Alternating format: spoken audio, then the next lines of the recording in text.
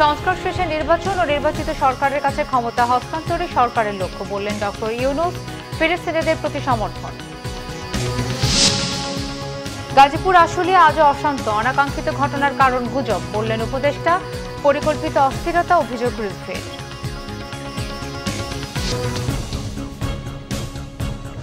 দেখছিলেন crown cement সংবাদ শিরোনাম, এবারে বিস্তারিত। অন্তর্বর্তীকালীন সরকারের প্রধান উপদেষ্টা অধ্যাপক মোহাম্মদ ইউনূস বলেছেন, এই সরকারের প্রধান লক্ষ্য হচ্ছে সংস্কার করা, নির্বাচন দেয়া এবং নির্বাচিত সরকারের হাতে ক্ষমতা হস্তান্তর করা। সরকারের মেয়াদ নিয়ে এখনো কোনো সিদ্ধান্ত হয়নি বলেও ভয়েস অফ আমেরিকাকে দেয়া এক সাক্ষাৎকারে জানান তিনি।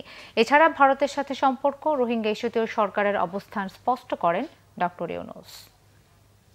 সরকার কখন মেয়াদ ঠিক করবে সেটা সরকারকে বলতে হবে।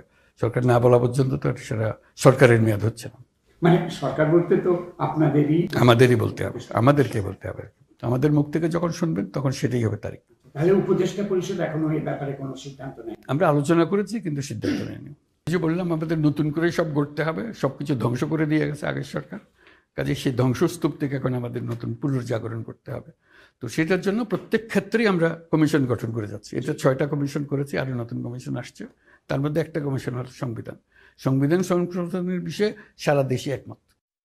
মূল লক্ষ্য হলো সংস্কার করা, একটা নির্বাচন দেওয়া, নির্বাচিত প্রতিনিধিদের হাতে ক্ষমতা হস্তান্তর করা। এই হলো আমাদের মূল। আমরা তাদের কাছে পরিষ্কার করে বলে দিচ্ছি যে আমরা চাই, সুসম্পর্ক চাই, কারণ এটা ভারতেরও দরকার, আমাদেরও দরকার। আমরা দুই প্রতিবেশী, আমাদের দুজনেরই, দুই দেশেরই স্বার্থ হলো যে অত্যন্ত ঘনিষ্ঠ সম্পর্ক, মধুর সম্পর্ক গড়ে তোলা। মাঝে মাঝে কতগুলো প্রশ্ন এসে যায় যেখানে সম্পর্কে একটু চিড় ধরে, যেমন সীমান্তে গুলি করলো, বাচ্চা মেয়ে মারা গেল, বাচ্চা ছেলে মারা গেল, এগুলো মনে কষ্ট দেয়। ফিলিস্তিনের জনগণের প্রতি বাংলাদেশের সমর্থন অব্যাহত থাকবে বলে জানিয়েছেন অন্তর্বর্তীকালীন সরকারের প্রধান উপদেষ্টা অধ্যাপক মোহাম্মদ ইউনূস। ফিলিস্তিনের জনগণ তাদের কাঙ্ক্ষিত স্বাধীন রাষ্ট্র পাবে বলেও আশাবাদ প্রকাশ করেন তিনি।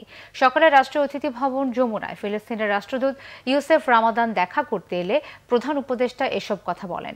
ফিলিস্তিনের প্রতি বিশ্ব নেতাদের সমর্থন, গাজায় গণহত্যা, মধ্যপ্রাচ্যের উত্তেজনা নিয়ে তাদের মধ্যে আলোচনা হয়। জাতিসংঘে দেয়া ভাষণে ফিলিস্তিন ইস্যু গুরুত্বের সাথে তুলে ধরার জন্য প্রধান উপদেষ্টাকে ধন্যবাদ জানান ফিলিস্তিনের রাষ্ট্রদূত। বাংলাদেশ থেকে পাশ করা 60 জন ফিলিস্তিনি ডাক্তার গাজায় আহতদের চিকিৎসা দিচ্ছে জানিয়ে রাষ্ট্রদূত জানান, আরও 200 জন ফিলিস্তিনি ছাত্র উচ্চ শিক্ষা নিচ্ছে বাংলাদেশে। বকেয়া বেতনের দাবিতে আজও গাজীপুরের ঢাকা ময়মনসিংহ মহাসড়কে অবরোধ করে বিক্ষোভ করছে শ্রমিকরা। বিক্ষোভ হয়েছে আশুলিয়ায়ও। শ্রমিকরা জানায়, গেল কয়েক মাস ধরে বকেয়া বেতন পরিশোধ না করে এপিএল অ্যাপারেলস কারখানার বন্ধ রাখা হয়েছে। 3 মাসের বকেয়া বেতনের দাবিতে বিক্ষোভ ছাড়া কোনো উপায় দেখছেন না তারা। পরিস্থিতি নিয়ন্ত্রণের চেষ্টা করছে শিল্প পুলিশ। এদিকে কোনাবাড়ী এলাকার এম নেটওয়্যার লিমিটেড কারখানার শ্রমিকরা টিফিন বিল, নাইট বিল এবং হাজিরা বোনাস বাড়ানোর দাবিতে সোমবার থেকে বিক্ষোভ করছে। সমাধান না হওয়ায় সকালে ফের কাজ বন্ধ করে বিক্ষোভে নামে শ্রমিকরা।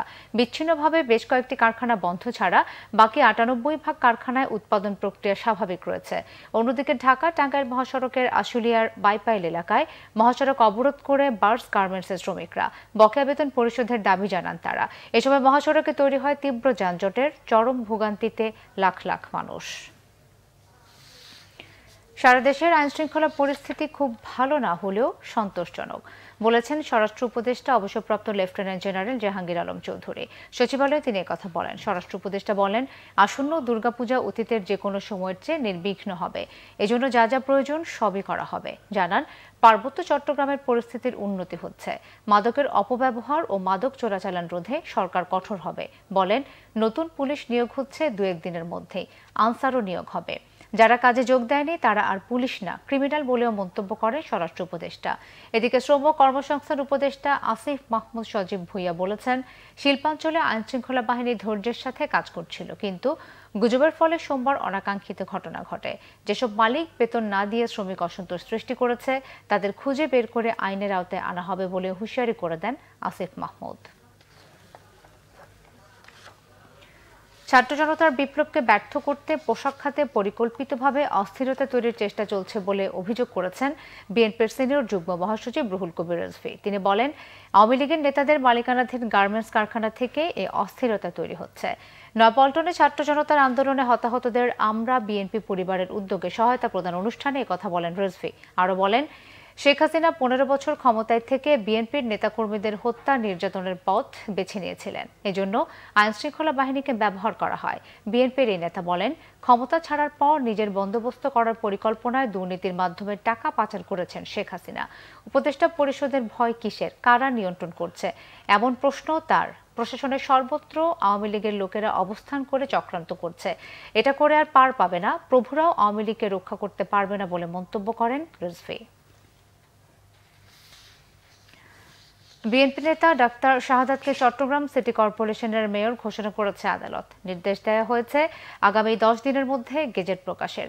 নির্বাচন বাতিল চেয়ে বিএনপির মেয়র প্রার্থী ডক্টর শাহাদাত হোসেনের করা মামলায় মঙ্গলবার নির্বাচনী ট্রাইব্যুনাল এবং যুগ্ম জেলা ও দায়রা জজ মোহাম্মদ খায়রুল আমিনের আদালত এই রায় দেন।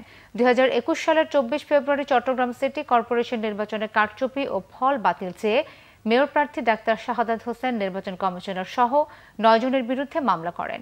মামলায় বিবাদী করা হয় সাবেক মেয়র এম রেজাউল করিম চৌধুরী, আঞ্চলিক নির্বাচন কর্মকর্তা মোহাম্মদ হাসানুজ্জামান, নির্বাচন কমিশনারের সচিব আবুল মঞ্জুর সহ 7 জনকে। তাদের পক্ষে আদালতে কোনো আইনজীবী উপস্থিত ছিলেন না। মামলায় বলা হয়, নৌকা প্রতীক পাওয়ার পর থেকে সিটি কর্পোরেশনের কর্মকর্তারা রেজাউল করিমের সঙ্গে যোগাযোগ শুরু করেন, যে কারণে নির্বাচনে ভোটের হিসাব চেয়ে এখনও পাওয়া যায়নি। নির্বাচনে 3,69,248 ভোটে রেজাউল করিম চৌধুরীকে বিজয়ী দেখানো হয়। ডাক্তার শাহাদাত হোসেন পান 52,489 ভোট। আসন্ন দুর্গাপূজায় শেখ হাসিনার দোসর ও ভারতের ষড়যন্ত্রকারীদের যেকোনো অপতৎপরতা রুখে দিতে জনগণকে সজাগ থাকার আহ্বান জানিয়েছেন গণসংহতি আন্দোলনের প্রধান সমন্বয়কারী জোনায়েদ সাকি। দুপুরে রাজধানীর হাতিরপুলে সংগঠনের কার্যালয়ে সংবাদ সম্মেলনে তিনি একথা বলেন। জোনায়েদ সাকি বলেন, দেশের কিছু এলাকায় সংখ্যালঘুদের উপর হামলার নামে পরিকল্পিত ষড়যন্ত্র চলছে। রাজনৈতিক ঘটনাকে ধর্মীয় সহিংসতা হিসেবে ভারতের মিডিয়ার অতিরঞ্জিত প্রচারণার বিরুদ্ধে সতর্ক থাকতে সকল ধর্মের নাগরিকদের সচেতন হওয়ার আহ্বান জানান জোনায়েদ সাকি। এই বাংলাদেশের ভেতরে একদল এবং পার্শ্ববর্তী ভারতের অনেকগুলো মিডিয়া এমনকি তাদের সরকারের পৃষ্ঠপোষকতা আছে, এইভাবে তারা প্রচারণা চালাচ্ছেন যাতে বাংলাদেশে এই বিদ্যমান জনগণের আন্দোলনকে কালিমালিপ্ত করা যায়, এই আন্দোলনের উপর দাঁড়িয়ে থাকা সরকারকেও কালিমালিপ্ত করা যায় এবং বাংলাদেশকে একটি জঙ্গি উগ্রবাদী রাষ্ট্র হিসেবে যে এইখানে হিন্দু সম্প্রদায়ের উপরে যে কোনো হামলা এখন যেহেতু ভারতের উগ্রবাদী বিজেপি আর বাংলাদেশের ফ্যাসিস্ট শেখ হাসিনার দোসররাই লাভবান হবে, কাজেই এইটা তাদেরই কাজ এবং তাদেরই তারা সহযোগী, যে সংগঠনই করুক থাক না কেন সেইটাকে সেভাবে চিহ্নিত করা দরকার। এই ছিল এখনকার মতো। পরের সংবাদ সন্ধ্যা 6টায়, এর আগে 5টায় রয়েছে নিউজ টপ 10 দেখার আমন্ত্রণ রইল। এছাড়াও বাংলা ভিশন সংবাদ ও সংবাদ সংশ্লিষ্ট অনুষ্ঠান দেখতে ভিজিট করুন www.bvnews24.com ও facebook.com/banglavishonews এবং সাবস্ক্রাইব করুন youtube.com/banglavishonews।